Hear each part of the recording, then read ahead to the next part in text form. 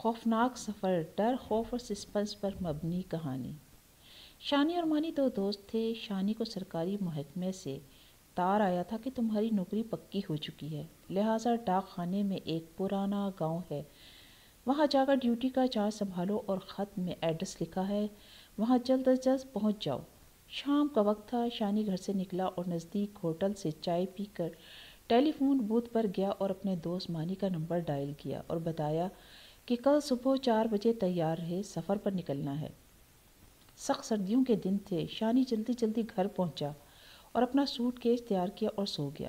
صبح کے 4 بج چکے تھے۔ شانی اٹھا، وضو کیا، نماز پڑھی اور اس کے بعد کچن میں چولہے پر چائے چڑھا دی۔ اسی دوران دروازے پر دستک ہوئی۔ شانی نے دروازہ کھولا تو سامنے مانی کھڑا تھا۔ دونوں نے اکٹھے ناشتہ کیا اور فوراً گھر سے نکل گئے۔ ریل کا سفر تھا۔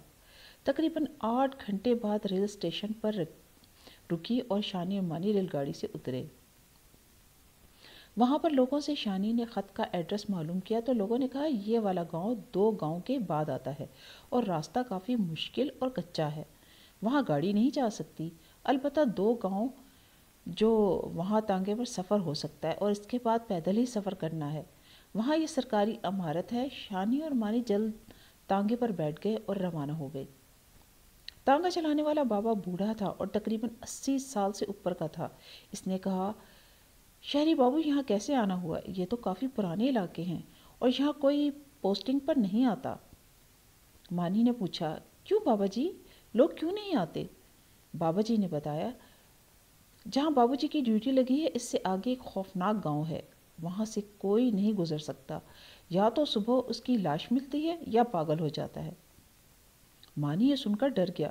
شانی بولا، بابا جی کیا واقعی سچ ہے؟ بابا جی نے کہا، جی ہاں بابو جی، یہی سچ ہے، ایک گاؤں گزر گیا، اب وہ خوفناک گاؤں کے راستے پر تھے۔ بابا جی نے کہا، میں آگے نہیں جاؤں گا، اب تم لوگ جاؤ۔ شانی مانی تانگے سے اترے اور وہاں اندھیرے میں ایک مقامی بندے سے منت سماجت کی کہ ہمارے ساتھ چلو، میں ڈبل پیسے دوں گا۔ وہ جوان راضی ہو گیا اور یوں تینوں پیدل سفر پر روانہ ہوئے۔ اس آدمی نے کہا، بابو جی میرا نام شبیر دل خان ہے، شیر دل خان ہے، اور یہ علاقہ جہاں واقع ہے اس سے پہلے ایک ممنوعہ جنگل ہے، یہاں کوئی آتا جاتا نہیں ہے کیونکہ یہاں کی تاریک گہرائیوں میں بسا ہوا ایک پراسرار گاؤں ہے جس نے یہاں آنے والے تمام لوگوں کو ڈرایا ہوا ہے۔ یہ سن کر مانی کی ریڑھ کی ہڈی میں سنسنی سی دوڑ گئی۔ یہ گاؤں خوف کی طویل بھولی ہوئی کہانیوں اور مافوق الفطرت واقعات کی سرگوشیوں والی داستانوں سے گھرا ہوا ہے۔ بابو جی، شام ڈھلتے ہی زمین پر ایک خوفناک دھند چھا گئی۔ گاؤں کی گلیوں میں، انجانے پتھریلے راستوں میں ڈر اور خوف کا سما تھا۔ ایک منحوس سایہ گاؤں پر نظر ڈالنے لگا۔ یہ گاؤں خستہ حال مکانات اور ٹوٹی ہوئی کھڑکیوں کے ساتھ وقت کے ساتھ منجمد دکھائی دے رہا تھا، جو ایک پریشان کن ماضی کی جھلک دے رہا تھا۔ اچانک دور سے چیخنے کی آوازیں آئیں۔ یہ خاموشی صرف دور دراز کے بھیڑیے کی چیخنے سے ٹوٹی تھی۔ بابو جی، پرانے بزرگوں نے بتایا ہے کہ اس گاؤں پر لعنت کی گئی تھی، اس لیے اب یہ گاؤں منحوس بن چکا ہے۔ اس کے باشندے ایک ابدی ڈراؤنے خواب میں پھنسے ہوئے ہیں۔ کچھ لوگوں کا کہنا تھا کہ ظالم روحیں ماضی کی غلطیوں کا بدلہ لینے کے لیے سڑکوں پر گھومتی ہیں، جبکہ کئی اور دوسرے لوگوں نے جادو ٹونے اور مکر و فریب کے بارے میں بتایا کہ یہاں کالے جادو والی کالی قوتوں کا سایہ ہے جس نے تاریک قوتوں کے غضب کو جنم دیا ہے۔ شیر دل نے مزید بتایا۔ شانی کے تجسس میں مزید اضافہ ہو گیا اور مانی کی ریڑھ کی ہڈی میں ایک جھنجھوڑنے والے خوف نے انگڑائی لی۔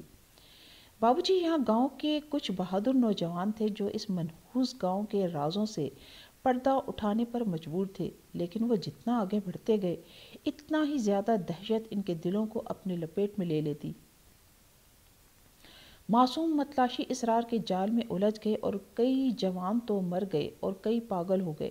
افسوس چند دیہاتی بہادر جنہوں نے اس بھوت بھرے مقام پر رہنے کی ہمت کی تھی وہ شدید خوف میں آج کل رہ رہے ہیں۔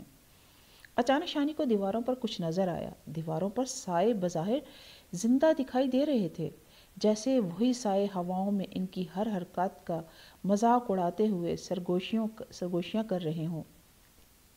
اچانک ان کو ایک گھر نظر آیا جو کہ خاص طور پر گاؤں کے بیچ میں اکیلا بنا ہوا تھا۔ ایک زبردست پرانا ڈھانچہ، جیسے کوئی پرانا کھنڈر ہو جو کبھی اس گاؤں کا شاندار گھر ہوگا۔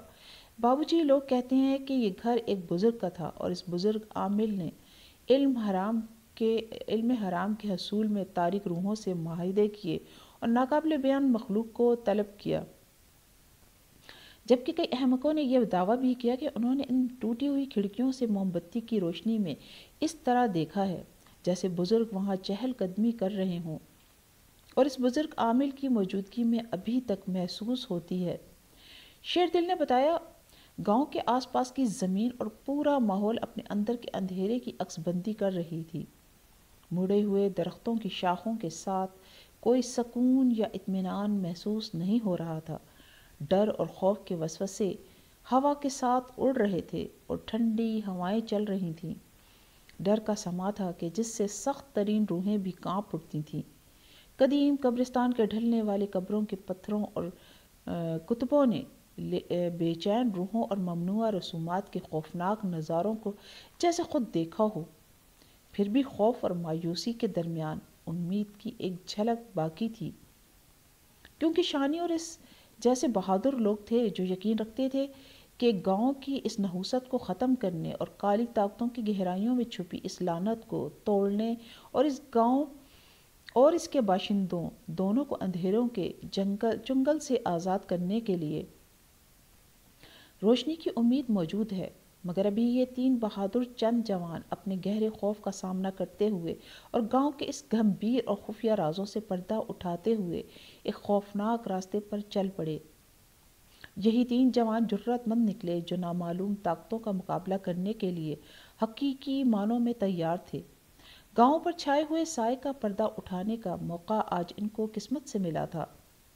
تو پیارے بچوں، آپ کے خیال میں کیا وہ اس بدماشی کو ختم کرنے کی کوشش میں کامیاب ہو جائیں گے جس نے گاؤں کو اس ڈر اور خوف کی صورتحال سے دوچار کیا تھا، یا وہ بھی اس روحوں کی ناقابل معافی گرفت کا شکار ہو جائیں گے؟ بالآخر گاؤں کا سفر ختم ہوا اور شانی کو سامنے ایک سرکاری عمارت نظر آئی جہاں چوکیدار کھڑا تھا اور شانی کو دیکھ کر سلوٹ مارا اور سامان کمرے میں لے گیا۔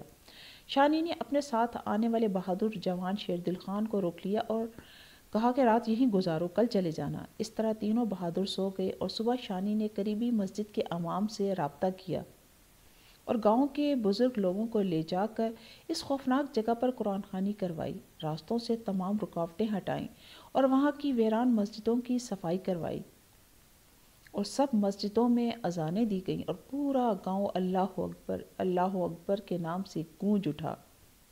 قرآن کی مسلسل تلاوت سے اس گاؤں میں سکون اور اطمینان لوٹ آیا۔ وہاں چرند پرند اور جانور لوٹ آئے اور وہاں سے ہجرت کرنے والے لوگ بھی پھر سے آ کر آباد ہونے لگے۔ اس طرح شانی کی دانائی اور سمجھ بوجھ نے اس علاقے کے مسائل کا خاتمہ کیا۔